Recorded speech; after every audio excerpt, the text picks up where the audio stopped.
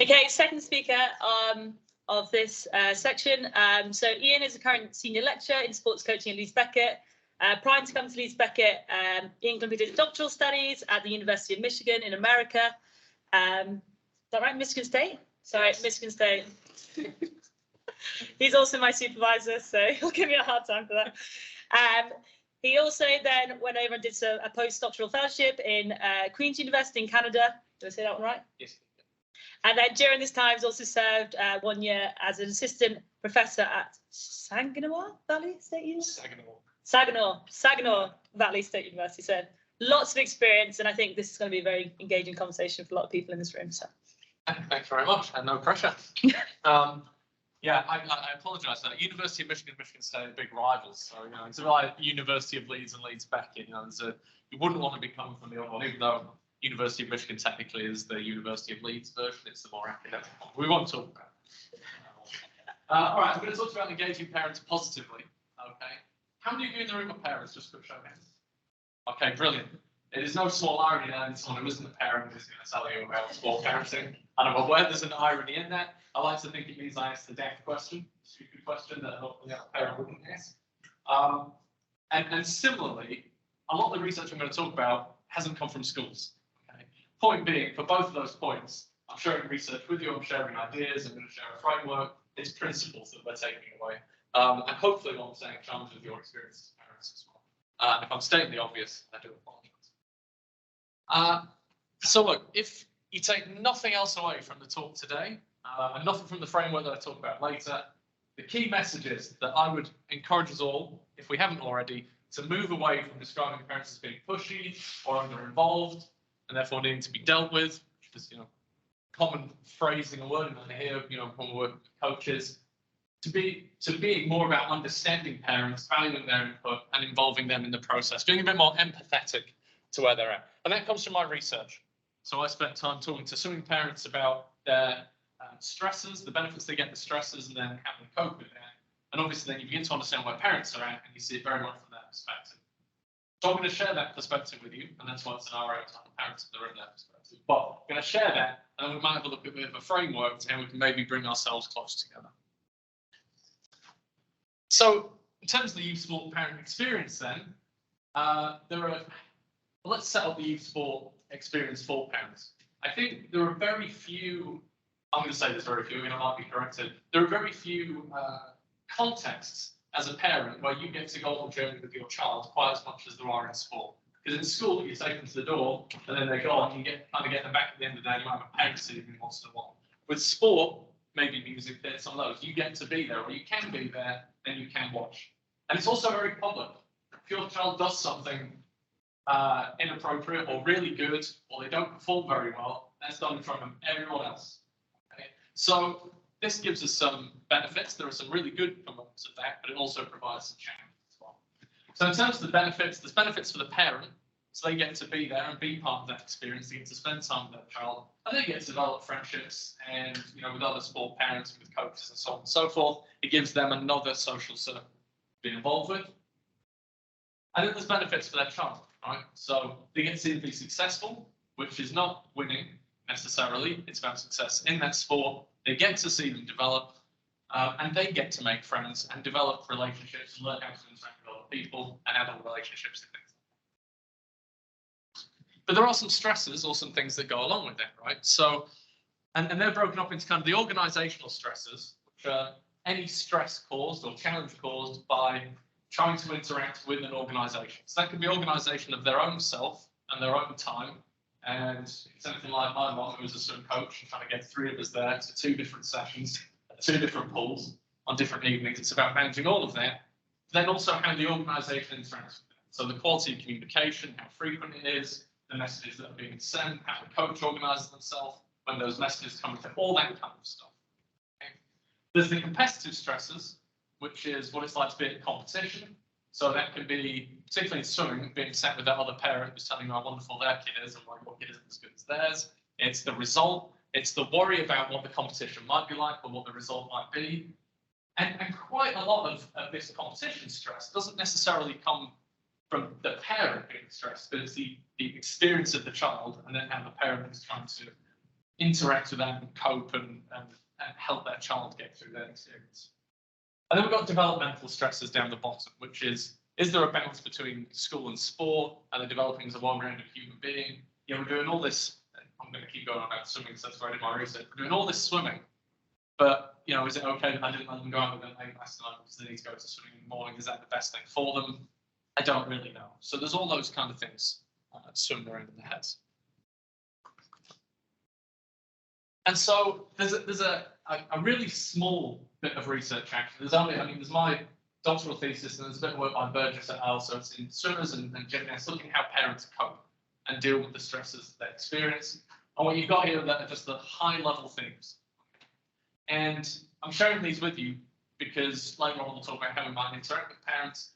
Learning how to cope is one of the things they want to know.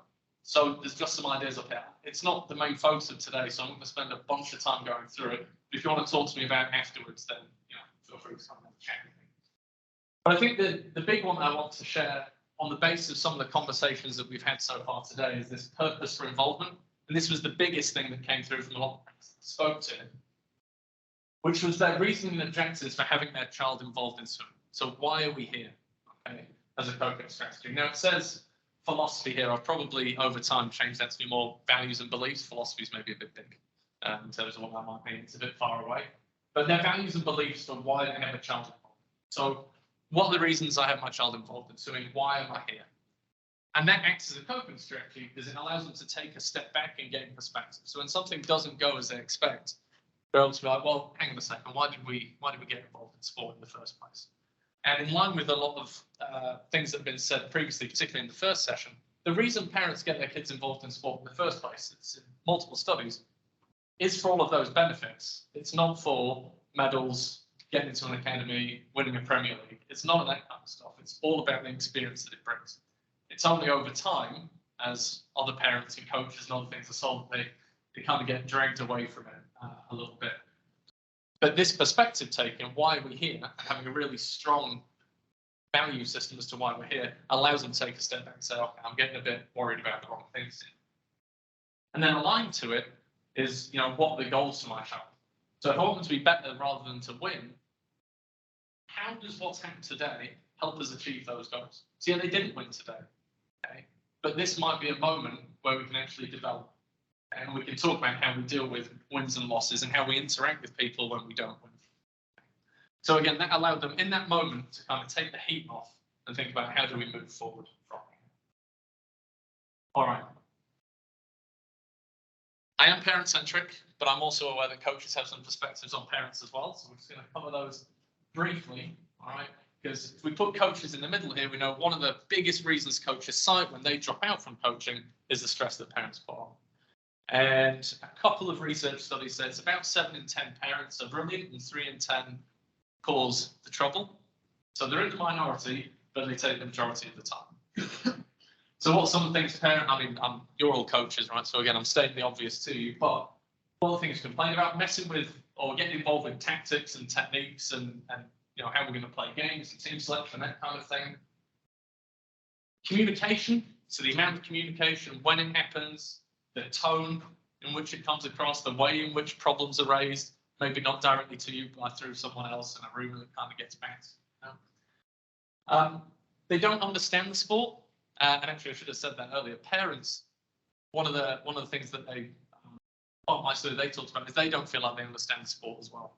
Okay? Not really, not in the depth that they want to. And I think it depends on the sport. I think in football in this country, parents probably say they do. Whether they do or not, they feel like they do because it's on TV every week. Swimming, much less so. I had a parent talk to me about a tumble dry a fascium, which is the all-body suit that we used to be able to swim in. Because they didn't know how to wash it, and they thought, I'll just put it in the tumble dry, which shrunk it to about the size of something that would go on a doll, and that's 250 quid down the drain.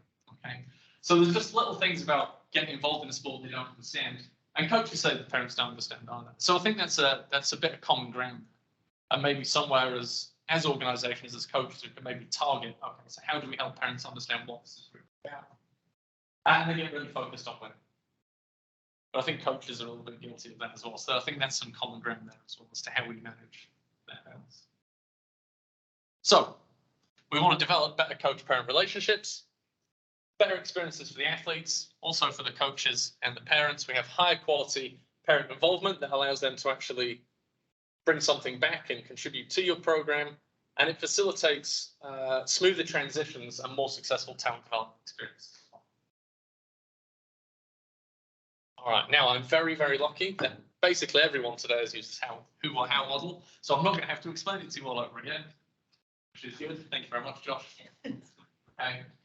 So what I'm going to take the credit because I'm here presenting, but actually the idea came from Dr. Nicola Clark and also someone who collaborated with Professor John Knight at Swansea to basically take this coach decision-making model and if we're not applying it to the athletes, let's take it up a level.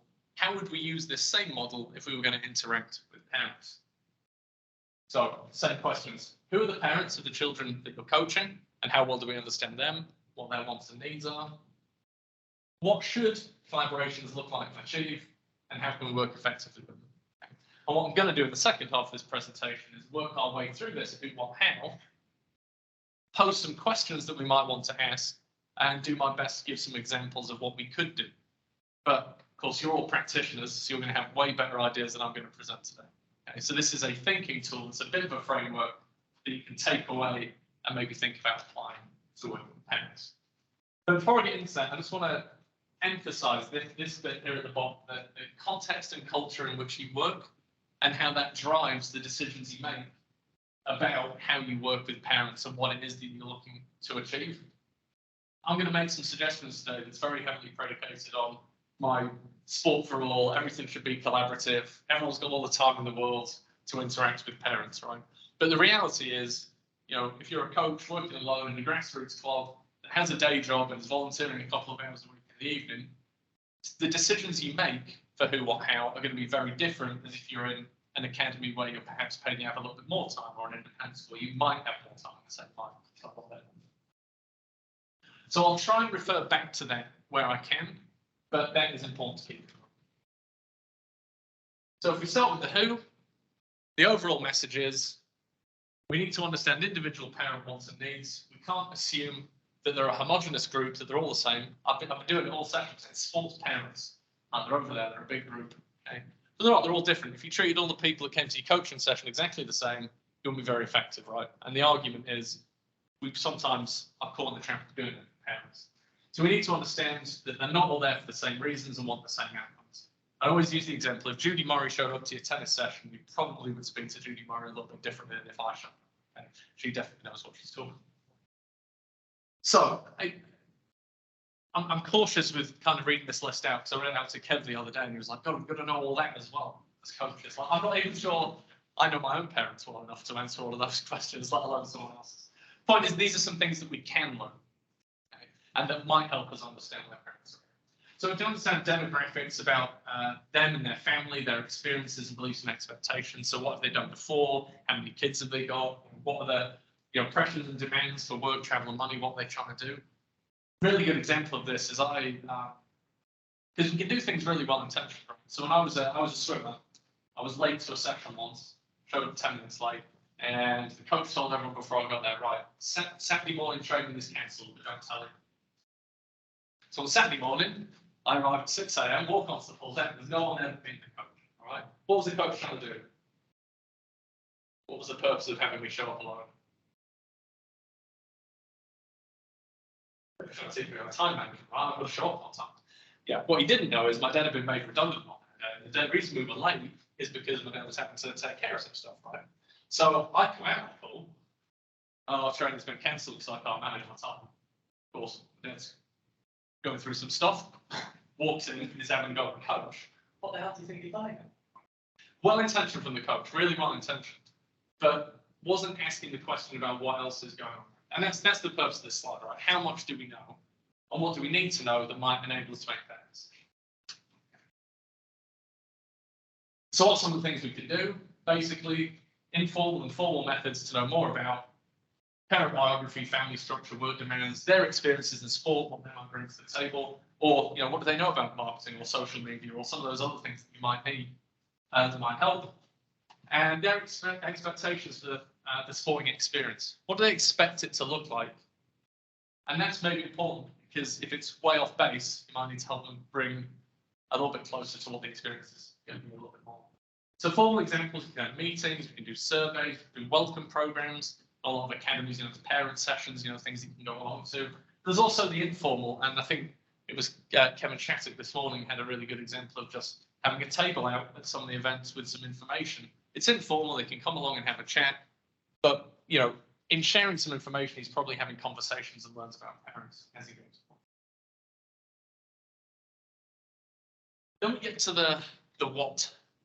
And so the real question is, what do we want collaborations to look like and achieve? What is the level of trust, openness, respect, communication that we want to maximize the outcomes that we're aiming for? And I think the person who did this research is also called Josh Ward, but it wasn't you. No, I'm just checking, because if it was, I'd be a little more pressure to get it right. But this was some research that was done with figure skaters in Canada that looked at the configuration of the coach-parent-athlete relationship. And again, I'm sharing them with you as examples, but they're examples that might help you think about how you want to interact with parents, or what that configuration could look like. So the coach-athlete centric, coach is the expert, the parent is distant, and all communication goes through the athlete. Okay? Coach tells the athlete something to tell the parent, and vice versa. It always goes through the athlete. And they're usually parent initiated. Usually there's not a lot going back from the coach. They found in this piece of research. There's high technical trust there. The parents trust that the coach knows what they're doing, okay? That they know how to coach the sport. But the interpersonal trust varies. Are they a good person or not? Depended on how well they felt they were taking care of their child in the meantime. We have the contractual, which I think comes about from figure skating, right? Figure skating, tennis, some other sports like that. You might be employing a coach in maybe a slightly different way than you would be, but might apply to independent schools, and maybe something to think about. The coach is the expert and provider hired by the parent, so the coach initiates a lot of communications to meet the client's needs. Okay? I'm telling you more stuff because you're paying, essentially. So technical trust is usually very high because the parent has hired you, so they must believe that you can do a good job. And again, the interpersonal trust can also be quite high, depending on how well they handle their business interaction. So the example in the paper was making a decision about whether they would continue working together because they felt like they weren't practicing enough, and they felt it wasn't right for me to keep taking money if you're not going to do the work. I'm now just taking your money. So then the interpersonal trust was actually quite high. And then the one that I would always advocate that, again, might not be possible in your context is the collaborative. So parent expertise is welcome and valued.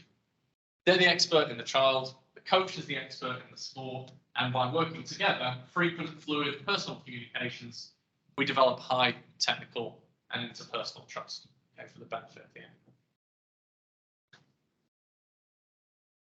So what can we do?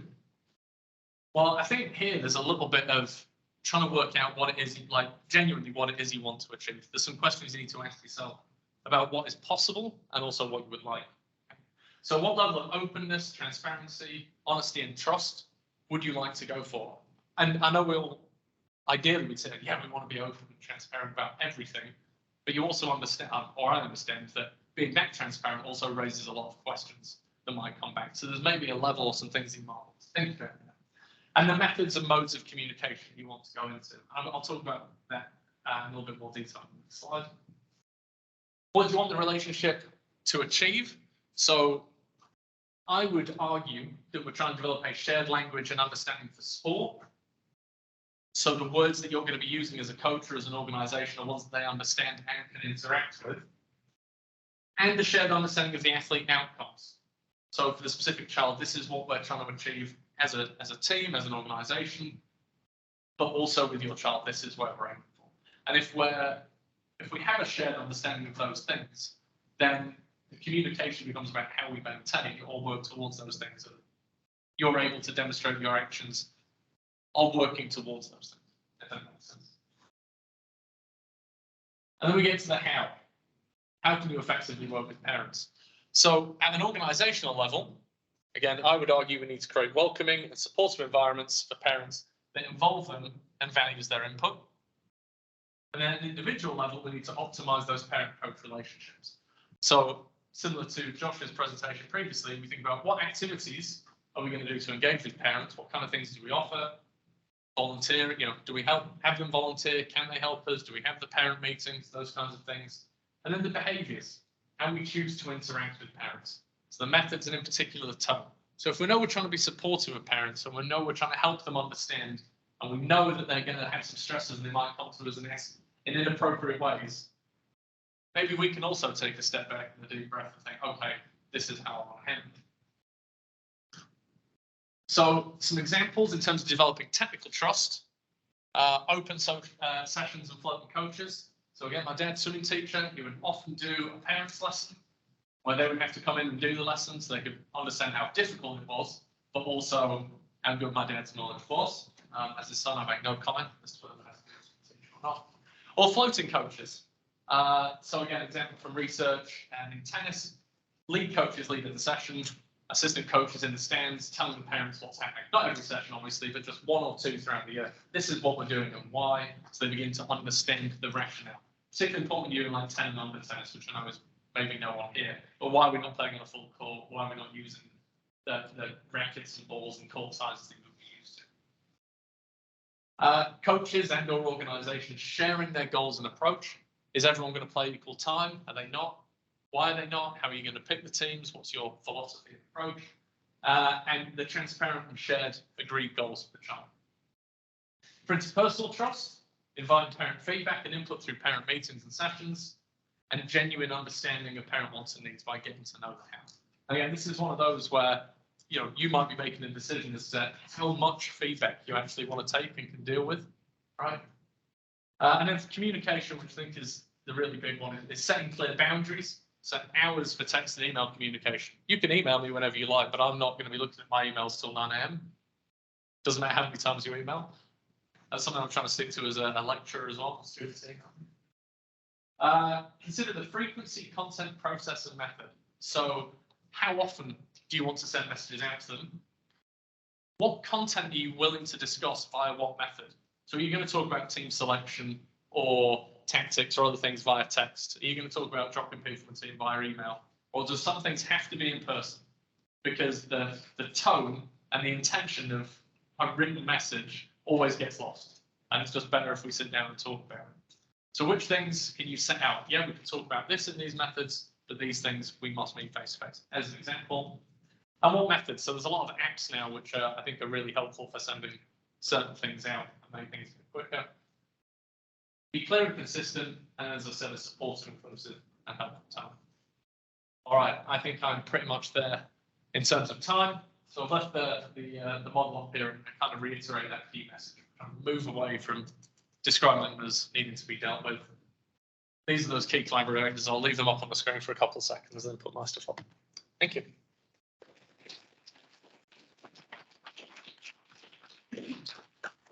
Thanks, Ian. I think time for one or two questions. Yeah. I think you sort of definitely touched on it towards the I appreciate it very deep view. Is there a risk or also get a balance between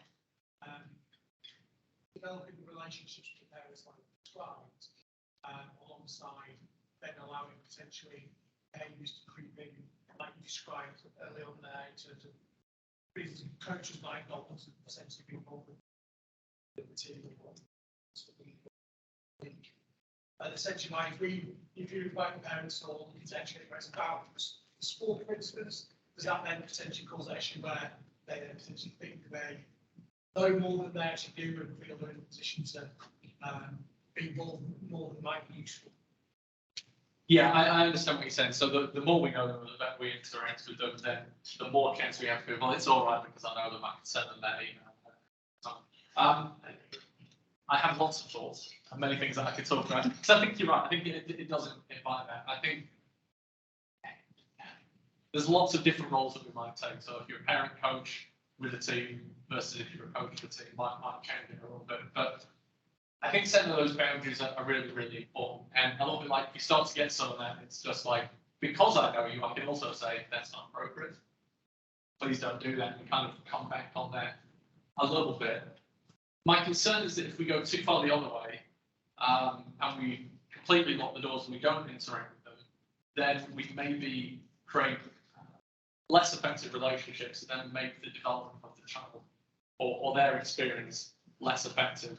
And I think with the current issues around coaching in terms of ethics and maybe some of the things that go on, the more parents are involved and understand that process, the more we're all able to safeguard, against each other and understand what it is that we're trying to achieve. And we might pick up on some of those behaviours a little bit sooner by having that kind of relationship. I quite like, it's maybe not the way I do it, but I like the example for the gymnastics club that Wolfgang gave earlier. Like during the training, you can't come in, but after that, they had a really in-depth discussion about what it was they were trying to achieve and their philosophy.